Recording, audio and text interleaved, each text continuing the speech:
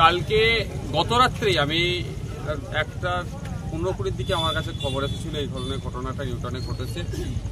তখন থেকে আমাদের যারা নেতৃত্বরা আছে তাদের সাথে যোগাযোগ করি এবং আমাদের রায়নুকে যেহেতু এখানকার একটা দেখে পাটটা অনেকটা দেখে যোগাযোগ করি যেটা কি ঘটনা কি দেখলাম। সত্যি মর্মান্তিক ঘটনা।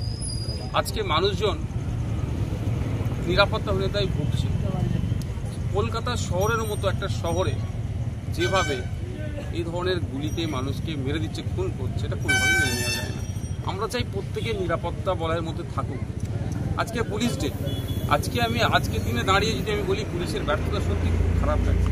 পুলিশে যে পরিমাণ ম্যান পাওয়ার থাকা দরকার সেই পরিমাণ নয়, ফলে নিরাপত্তাতে গাফিলতি হচ্ছে। আজকে পরিবারের কাছে এসেছি, পরিবারের সাথে কথা বলেছি। পরিবারের মিতার যিনি মারা গিয়েছেন তার পিতার সাথে কথা বলেছি, তিনিও শারীরিকভাবে অসুস্থ। জাস্ট এই পরিবারটা একটা সুন্দরভাবে খুশি উঠছে, আর্থিকভাবে আস্তে আস্তে স্বাবলম্বী হচ্ছে। ব্যবসায়িক কারণে যতটুকু শুনতে পেলাম খুন হতে হলো, এটা কোনোভাবেই মেনে নেওয়া যায় না। আমরা তো আর মৃতকে ফিরে দিতে পারবো না। আমাদের সর্বোচ্চ দিয়ে আমরা চাইব যে বা যারা এর সাথে যুক্ত, এই কনস্পিরেন্সির সাথে যুক্ত, এই হত্যাকাণ্ডের সাথে যুক্ত, প্রত্যেককে শাস্তি পাক এবং আশা করব প্রশাসনের কাছে কোনোরকমভাবে ম্যানিপুলেট না করে যারা এর সাথে ইনভলভ, একে খুন করেছে তাদেরকে চিহ্নিত করে সর্বোচ্চ শাস্তির ব্যবস্থা করুন। এটাও বলে গিয়েছি আজকে। আমি একজন জনপ্রতিনিধি হিসাবে তাদেরকে আশ্বস্ত করেছি আমার একটা নৈতিক কর্তব্য দায়িত্ব আছে। ওনারা যদি চান আমি আমার পক্ষ থেকে, যেটা সম্ভবত বারাসাত কোর্টেই হচ্ছে, এটা বারাসাত কোর্টেই মামলাটা চলবে, বারাসাত কোর্টে আমি আমার পক্ষ থেকে একটা উকিল দাঁড় করাবো যাতে এই কেসটা সুষ্ঠুভাবে চলে এবং কেসের তদারকি যাতে আমরা করতে পারি, কোন জায়গা আছে, প্রোগ্রেস কি আছে, যথাযথভাবে জানতে পারি এবং পরিবারকে আপডেট দিতে পারি এবং পরিবারও একটা বুঝতে পারে যে কেসটা কোন জায়গায় গড়াচ্ছে বা কতটা জায়গায় ডিপি আছে কি আছে জানার জন্য পরিবারকে আমি আজকে বলে গিয়েছি। পরিবারের যে মারা গিয়েছে তার বর্দা অলরেডি এখন পোস্টমর্টমের জন্য ওখানে আছেন, ফিরলে আমাকে জানাবেন বলেছেন, আমি এটা নিতে প্রস্তুত আছি। আবারও বলছি, যেভাবে এই ধরনের গুলিকাণ্ড হচ্ছে রাজ্যে, সাধারণ মানুষের নিরাপত্তা নিয়ে প্রশ্ন থেকে যাচ্ছে। সাধারণ মানুষ আজকে যারা আমাদের ডে লেবাররা রাত্রে নিউটাউনের ওই দিক দিয়ে বাড়ি ফিরে, তারাও তো আজকে আতঙ্কিত। এই আতঙ্কমুক্ত করার দায়িত্ব হচ্ছে প্রশাসনের। আশা করব প্রশাসন দায়িত্ব নিয়ে কাজ করবে।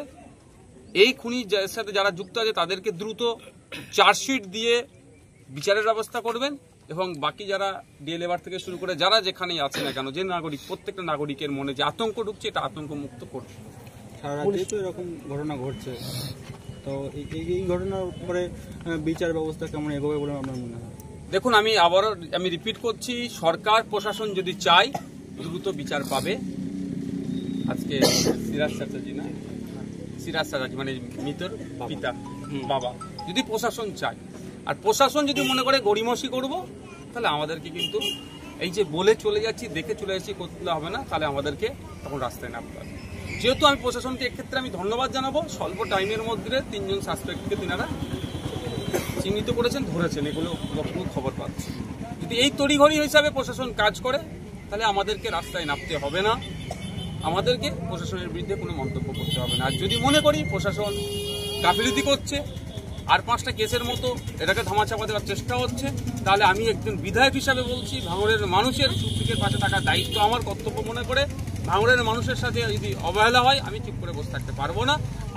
আমি আমার আইনি লড়াইয়ে যাব, আলাদাভাবে পুলিশি অ্যাকশন নিয়ে আইনি লড়াইয়ে যাব এবং সাথে সাথে আমি আপনার ভাঙড়ের মবকে নিয়ে রাস্তায় নামতে বাধ্য হব।